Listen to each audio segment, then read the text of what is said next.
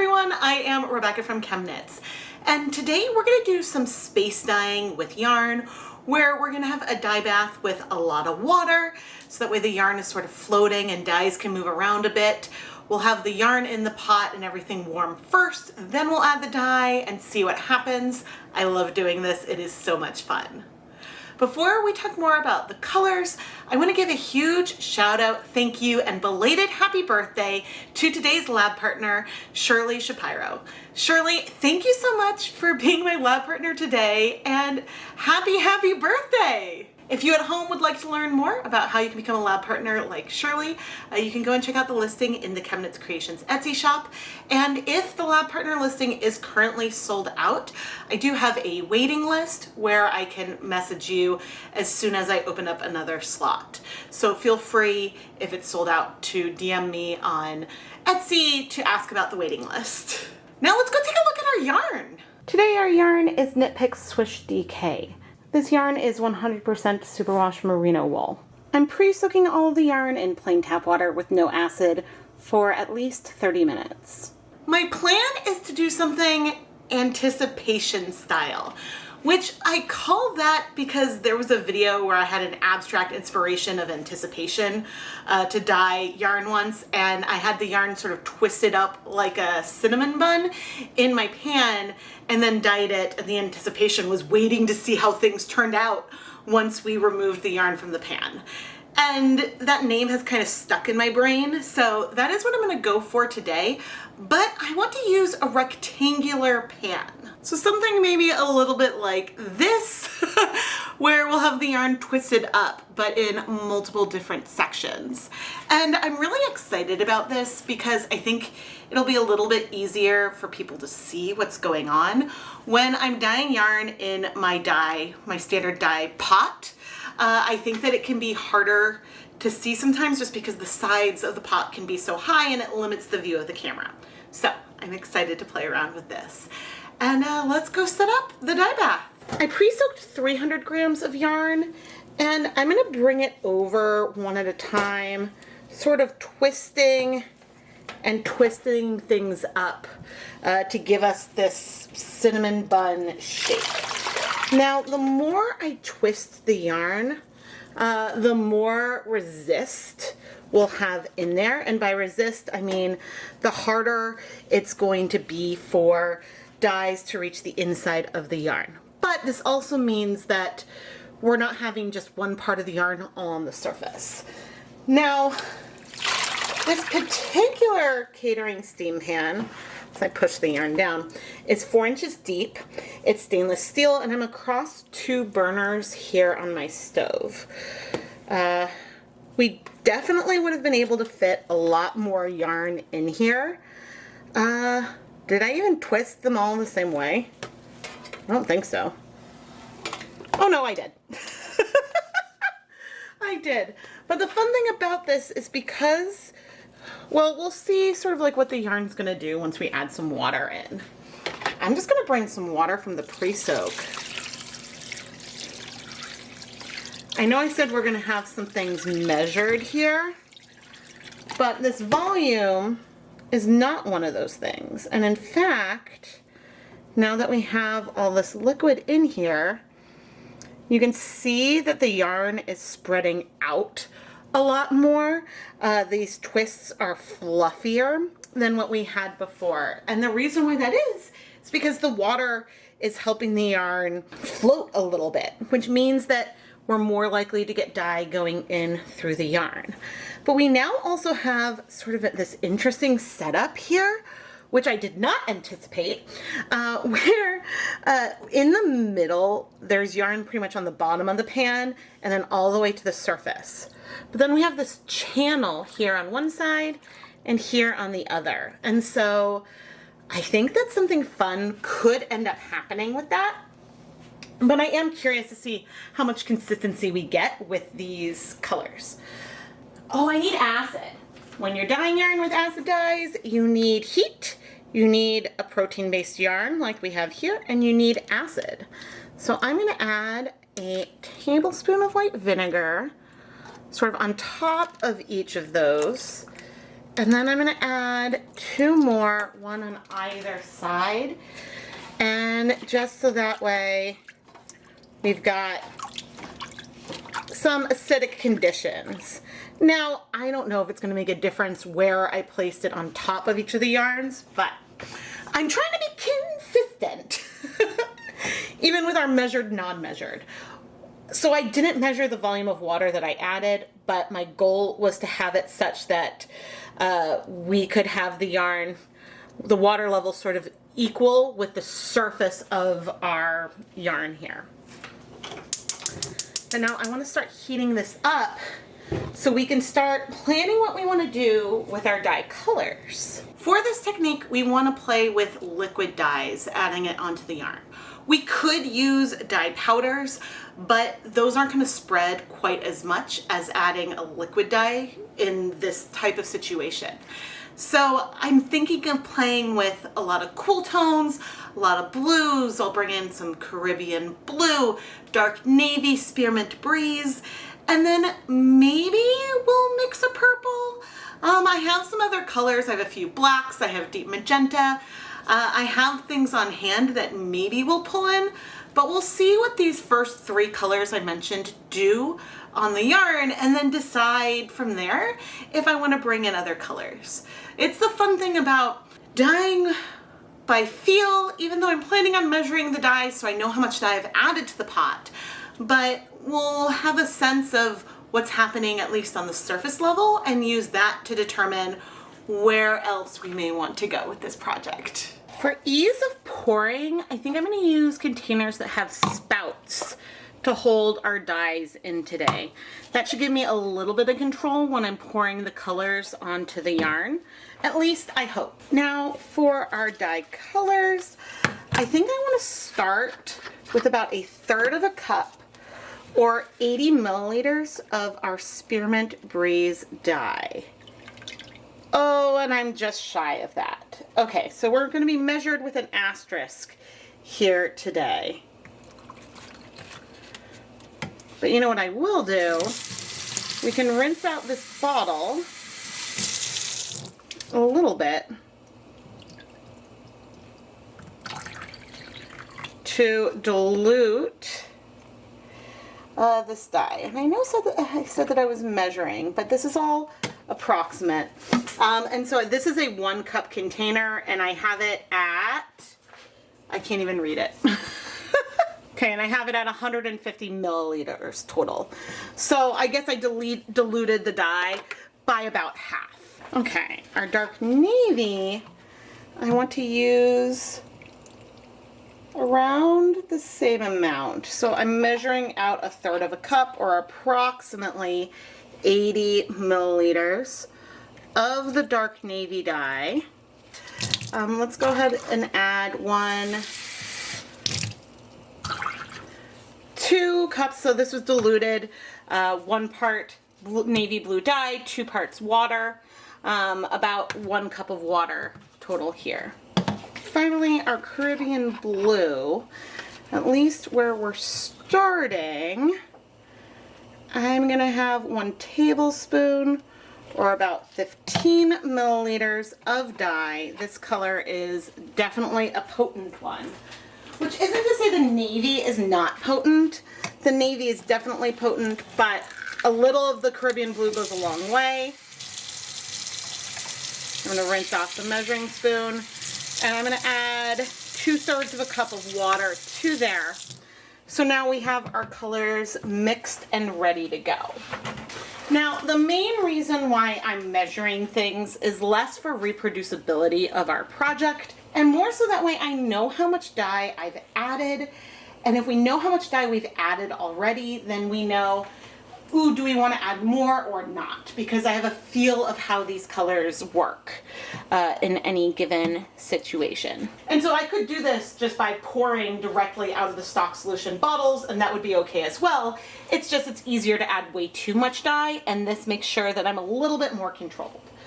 But now we'll wait for things to heat up. We're not quite as hot as I want to be. I want to see a little bit more movement on the surface, but I did reduce the heat to medium because if it's on high with my stove, then I find that the edges of the pan get very warm. And if I have the heat on medium to medium low, then the heat really stays focused more on the bottom of the pan and therefore the water. And so always make sure that you're careful if the edges of your pan are getting a little too hot.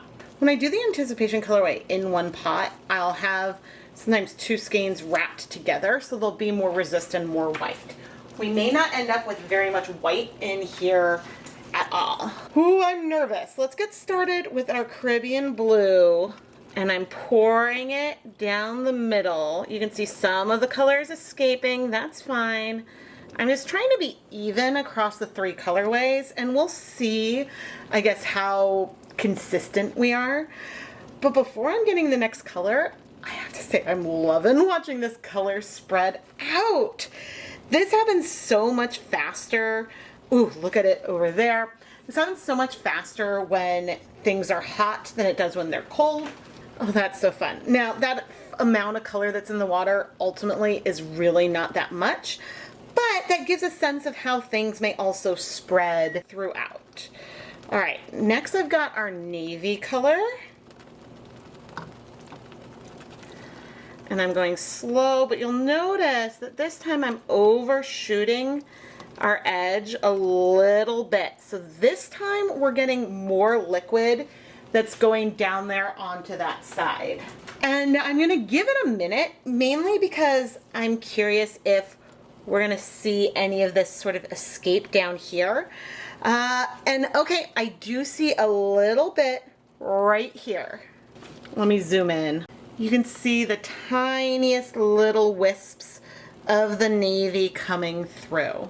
And actually, in that little bit of time that's elapsed, you can see this color over here is getting darker. I think more has come around from down that edge. That's gonna bring some of that color over here.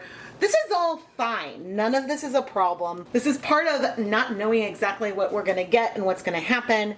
But also because of the way the yarn is twisted, we know the navy's gonna be in at least 2 places of each of these skeins because of how they're set up. But the colors are moving through, and so we don't know, okay, are we seeing some of that navy more along the bottom of all the skeins, or is the yarn resting on the bottom? All of these things are really fun, and why this is an anticipation. But now I can bring over the mint. And just like with the navy, I'm not gonna worry if I go over the edge, but what I am trying to do with this is get at least a little bit of that center area with this dye. And again, mostly doing a line, mostly. But now what I can't tell with this color over here, because I think so much of the navy has moved, I can't tell how much green is in the liquid. This is also part of what determined how I decided to layer these colors, because I was just so curious to see what would happen. And I mean, I can see a little bit of some of the blue sticking there. Oh, I'm so curious and so excited. And I have to say, it's taking all of my self-control to not come in with a spoon and poke down those little areas that are white. I think I want to do that eventually, but you know what we're going to do? We're going to wait 5 minutes and then come back. It's been 5 minutes and I am so torn. Oh, I really, really want to poke onto those areas that are still white remaining, but I'm not going to, and here's why. In our middle section here, we're seeing some navies come up through the different areas. And that's exciting and fun to see that happen. And so are we gonna see more of it? I don't know. I don't know what's gonna happen.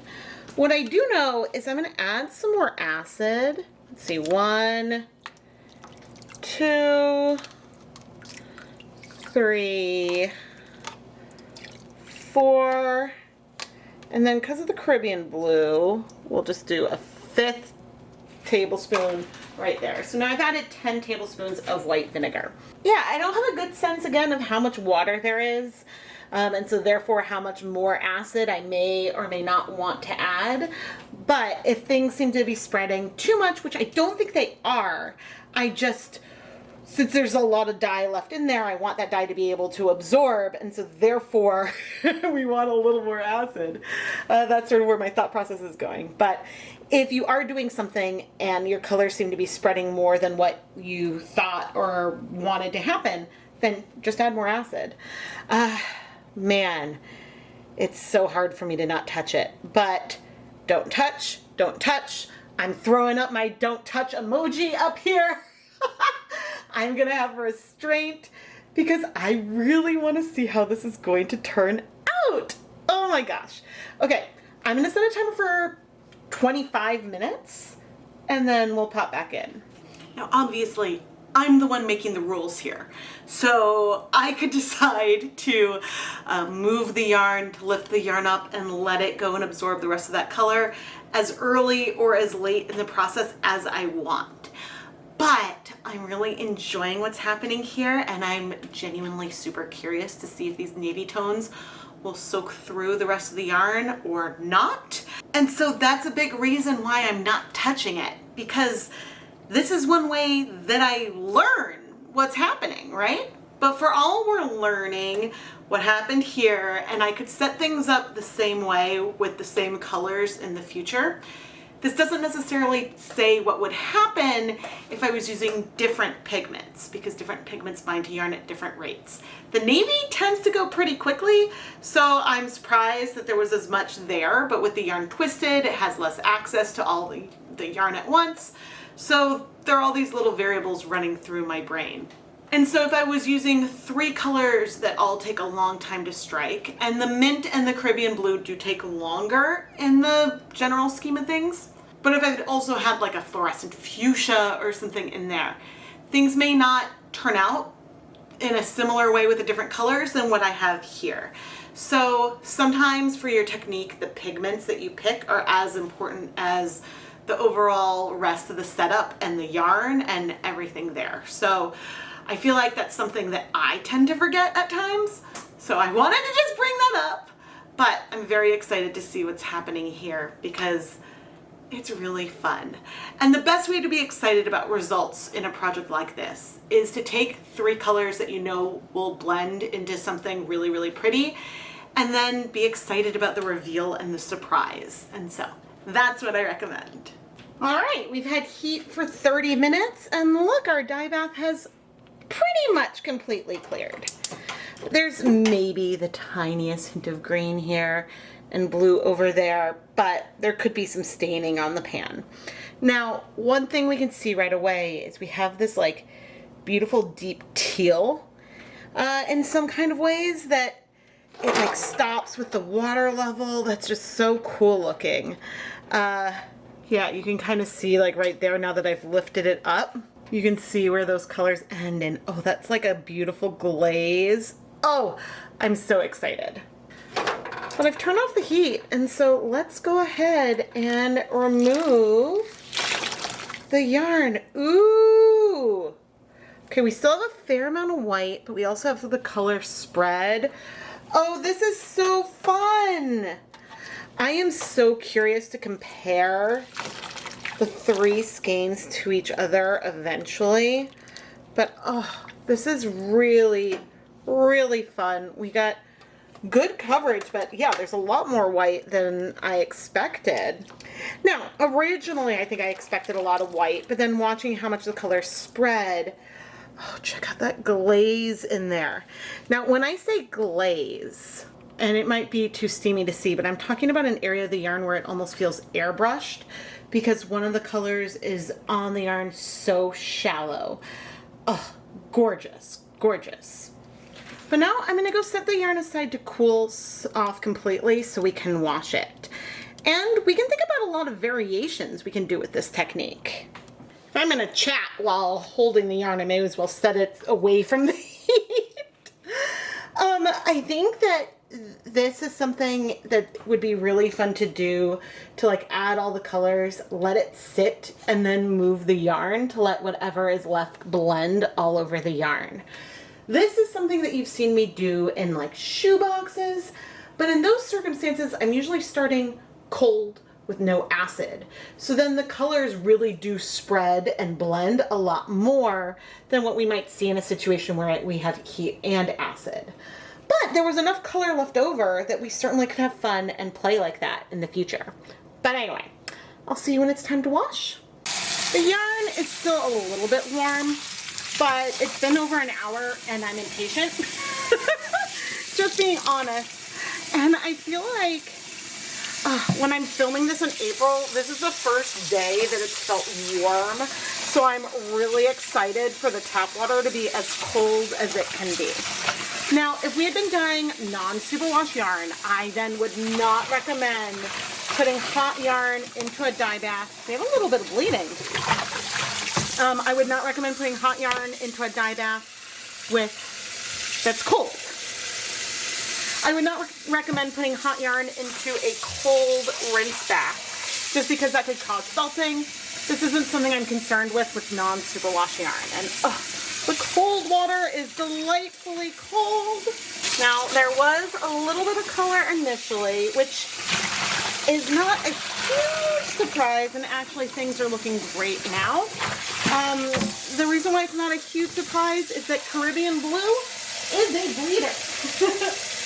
And when all the dye, even though it wasn't that much, is concentrated on some small areas, the yarn could be holding on to some dye that it needs to remove. So, but this is so pretty and fun, and I absolutely adore dyeing this style, and I think it worked really well in the pan. Now, I think we could do 4 cinnamon buns in the pan and then have less open area on the sides next time. That would be fun. But anyway, I'm going to put the yarn through my spin dryer, hang it up to dry, and we'll come back for some conclusions and see the finished yarn. Shirley, this came out so unbelievably fun. And one of my favorite parts of the way these colors came out is that we got some gorgeous glazing with the navy, unintentional glazing. Glazing is an effect where you get a shallow layer of color on the yarn because it strikes so fast, and it gives almost this airbrushed effect because you feel like even though we have a lot of color here, you can see the white beneath it.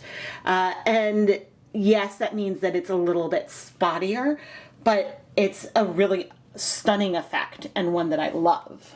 And here's some more of it over there. You can see it over some of those other blues and greens, and it's amazing. Now, where did this glazing come from? Not from where I poured on the navy dye. There, it's very pigmented. But we saw a lot of that navy color spread out, and then it sort of came into contact with part of the yarn that was twisted and just stuck to the outside. And I think one reason why I'm so excited about this happening is that Swish DK as a yarn base is fairly lofty. It's not high twist in the plies. And it's significantly easier to get a glazed effect on a yarn that is high twist. And so our yarn here is not high twist. I mean, you can glaze on it, it's just harder than a higher twist yarn. But because we did have it twisted in those cinnamon buns in our pan, that provided some resist and allowed some of these colors to slowly come into contact with the yarn, but then when it got there, to strike really quickly. And so that's just exciting. There are a few different things we could have done with this project. We probably could have fit maybe 6 cinnamon bun skeins, maybe a little tighter twisted in the pan, and then there wouldn't be that empty space on either end. We also could have applied the dyes, let things spread a little bit, and then remove the yarn untwisted and added it back into the dye bath. That would still give us a very variegated yarn, but it would give less white in the final yarn, and so there wouldn't be quite as much contrast in the colorway as what we have here. But that's the fun thing about dyeing yarn, is that you can, well, I mean, sometimes it's really hard to not touch and to wait and to see what's gonna happen, but that can be so rewarding. Just as it can be rewarding to mix things up right away.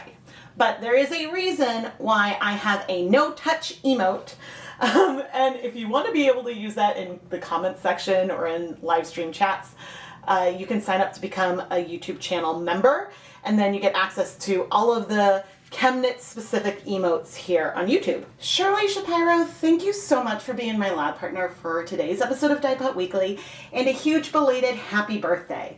I really hope that you're gonna love your yarn. These colors make me so happy. It's so colorful, it feels very oceany, and it's funny because I wouldn't think that navy would make me think of wet stones because that would be more brown, but I look at this and I think like sea glass and the ocean. And I have been super obsessed with collecting sea glass lately in a way that you cannot believe. It's almost all I think about at times is I want to go to the beach and collect sea glass. So having a yarn that evokes that feeling just makes me really happy. Even though that wasn't the goal, that's what I'm feeling looking at it now. I am Rebecca from ChemKnits, and please subscribe and turn on notifications so you never miss a new video. I post at least twice a week, and we have a lot of fun playing with color over here. And finally, let me know what color combinations you would like me to try with this kind of setup in the future. I think this turned out so pretty. It feels almost similar in some ways to when I dyed twisted skeins 3 times, but it was done all in one pan, which is pretty exciting. Thank you so much for watching.